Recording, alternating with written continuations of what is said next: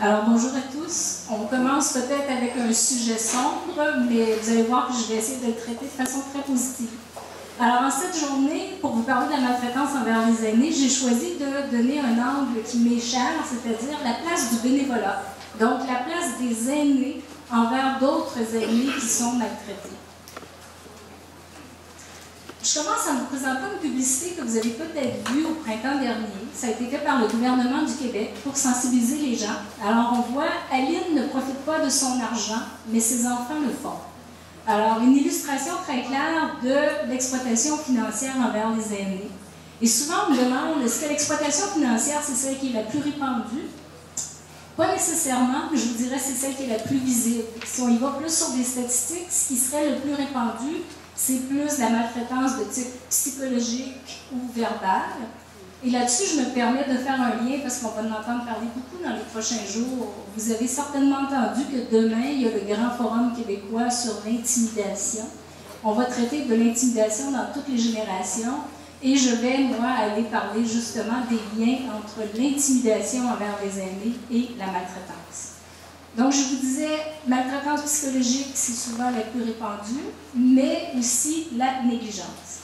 Alors, qu'est-ce que c'est que la maltraitance? Des fois, vous pouvez utiliser le mot abus. À d'autres moments, vous pouvez aussi utiliser le mot mauvais traitement. Ce sont tous des termes qui sont synonymes. Je vais vous dire pourquoi on utilise moins abus qu'on l'utilisait. C'est qu'on s'est tout simplement rendu compte que c'était un anglicisme. C'est une traduction du terme anglais qui est elder abuse, alors que si on regarde dans le dictionnaire, le mot abus, ça veut dire faire un usage excessif de quelque chose. Comme, par exemple, j'ai fait un abus de table, donc j'ai trop mangé.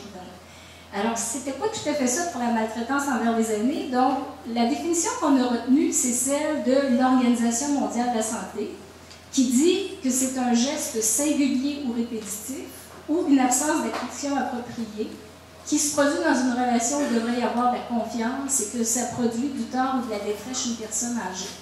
Donc, un geste singulier ou répétitif, singulier c'est une seule fois, mais une fois de trop. Répétitif, c'est une reconnaissance que souvent la maltraitance envers les aînés, ça s'inscrit dans des dynamiques.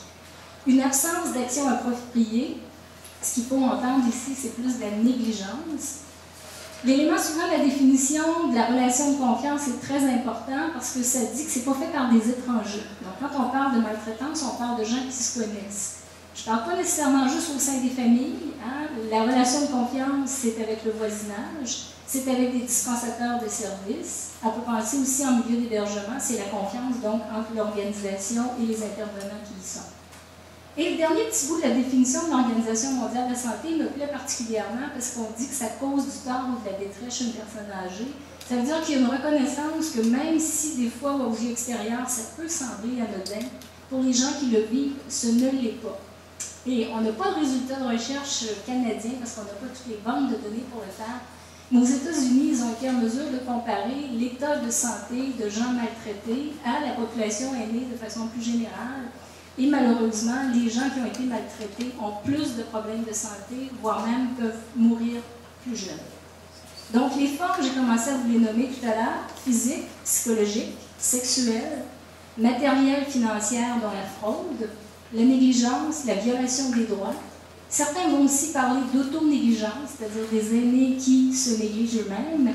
Et on va aussi parler d'une maltraitance plus systémique ou organisationnelle quand on veut parler, par exemple, d'une mauvaise organisation des services ou d'une gestion des services qui peut être vécue comme maltraitante par les gens qui reçoivent. Les conséquences, elles sont psychologiques, elles sont physiques, elles sont matérielles et elles sont sociales. Donc, les conséquences sont quand même importantes parce qu'elles se déploient dans toutes les sphères de la vie des aînés. Nous, au Québec, on est privilégiés parce qu'on a un plan d'action gouvernemental qui a été adopté en 2010. Donc, le 14 juin 2010, on a eu un plan pour 5 ans. Un plan qui réunit 13 ministères et organismes et qui fait en sorte qu'on a réorganisé, non pas de nouveaux services, mais je vous dirais une meilleure continuité entre les services. La seule chose qu'il y a de nouveau, et c'est quand même important de le dire, c'est une ligne d'écoute professionnelle, donc une ligne ouverte de 8 h le matin à 8 h le soir, où les gens peuvent appeler. Et on avait le numéro de téléphone au bas de la diapo tout à l'heure avec Aline. Si vous voulez, en fin de conférence, je pourrais y retourner. Maintenant, le bénévolat. Le bénévolat, c'est un acte de se mettre au service des autres avec son temps, ses ressources, son énergie, ses compétences, de son plein gré. Donc, un bénévolat, on le fait vraiment parce qu'on le souhaite, sans attendre de compensation monétaire. Il y a des bienfaits au bénévolat, donc les gens qui en font, on sait qu'en général, c'est souvent un bénévolat par et pour les aînés. Donc, les aînés sont très, très présents et ça va favoriser d'abord la participation sociale. Ensuite, un mieux-être des gens, tant au plan physique, psychologique, au plan cognitif et même au plan social. Qu'est-ce qu'il y a de spécifique à la maltraitance, au bénévolat dans le secteur de la maltraitance envers les aînés? On a eu l'occasion, avec une étude pilote, de vraiment aller voir ça en profondeur. Et je remercie ici Dira Estrie, qui ont vraiment été très collaborateurs avec nous.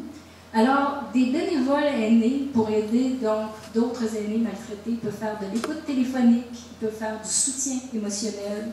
Souvent, ils vont être engagés dans des activités de prévention, donc ils vont aller parler de la problématique. Ils vont faire de la sensibilisation, d'éducation populaire.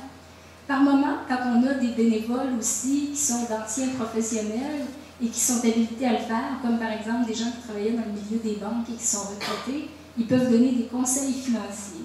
Les bénévoles peuvent faire de l'accompagnement, de la référence aux autres ressources. Ils vont souvent faire aussi tout un accompagnement dans la gestion des plaintes, parce que souvent les gens vont dire si je suis maltraité, où est-ce que je m'adresse? Et le fait de s'adresser à un bénévole, c'est souvent moins menaçant que de s'adresser à un service plus formel. Et finalement, c'est moins fréquent, mais ils peuvent même faire de la médiation, c'est-à-dire rencontrer avec la personne âgée qui se dit maltraitée, la personne qui serait la personne maltraitante. Donc, pour moi, ce qui est important de retenir, c'est que les bénévoles ont une place importante dans une continuité, ce qu'on appelle l'intersectoriel, c'est-à-dire la capacité de chacun des services de travailler les uns avec les autres. Pourquoi? Parce que les bénévoles, souvent, ils ont le temps et la capacité de créer un lien relationnel sur une durée beaucoup plus grande. En même temps, ce que ça nous pose comme question de recherche, si on veut continuer dans ce secteur-là, c'est que de plus en plus, on va recruter des bénévoles qui sont des retraités, qui peuvent réinvestir leur pratique professionnelle dans leur bénévolat. Je donne un exemple, un ancien policier, par exemple, qui fait de la lutte contre la maltraitance et qui souvent veut continuer à donner des services. Donc, il faut être vraiment très prudent pour qu'il y ait quand même une frontière. Les rôles confiés aux bénévoles ne devraient jamais être les mêmes que les rôles confiés aux professionnels et s'assurer aussi que ces gens-là ne se sentent pas pris par moment dans des positions qui peuvent les mettre mal à l'aise. Donc, ce que j'aimerais qu'on retienne aujourd'hui, c'est toute l'importance d'encourager et de soutenir le bénévolat dans la lutte contre la maltraitance. Pour moi, ce qui était frappant, c'est que depuis des années, en fait depuis 1994, qu'on dit que la place des bénévoles est importante. Mais une fois qu'on a dit ça, quand j'essayais de trouver qu'est-ce que les bénévoles font et comment on les reconnaît, je ne trouvais rien dans la littérature. Donc là, on se rend compte que vraiment ça améliore la qualité de vie des aînés en général et de façon plus particulière de ceux qui sont susceptibles d'être maltraités. Et je trouve que c'est intéressant aussi parce que ça nous amène une journée comme aujourd'hui à réfléchir sur le sens citoyen du bénévolat. Et le sens citoyen du bénévolat, c'est aussi une reconnaissance que les bénévoles changent. Alors, vous savez comme moi que les boomers arrivent à la retraite, ils ne s'investissent pas dans le même genre de bénévolat, ils n'ont pas les mêmes genres d'attentes. Alors, ça pose des défis pour les organismes qui veulent les recruter. Je vais terminer par une citation de Simone de Beauvoir. Simone de Beauvoir a écrit en 1970 un ouvrage que j'apprécie beaucoup qui s'appelle « La vieillesse ». Et je vous dirais que sur plusieurs aspects, cet ouvrage-là n'a pas pris une ride. Donc, Simone de Beauvoir disait « Par la manière dont une société se comporte avec ses vieillards, elle dévoile sans équivoque la vérité, souvent soigneusement masquée, de ses principes et de ses fins. » Donc, autrement dit, comment on se comporte avec nos aînés reflète exactement là où on est rendu comme société. Si jamais vous voulez aller plus loin, à la chaire de recherche, on a publié en 2012 un livre qui s'appelle « La maltraitance envers les aînés, changer le regard ». L'approche qu'on a prise dans ce livre-là, c'est 18 vrais ou faux, donc la forme d'un quiz, où dans chacun des chapitres, vous avez une réponse à un des énoncés du quiz.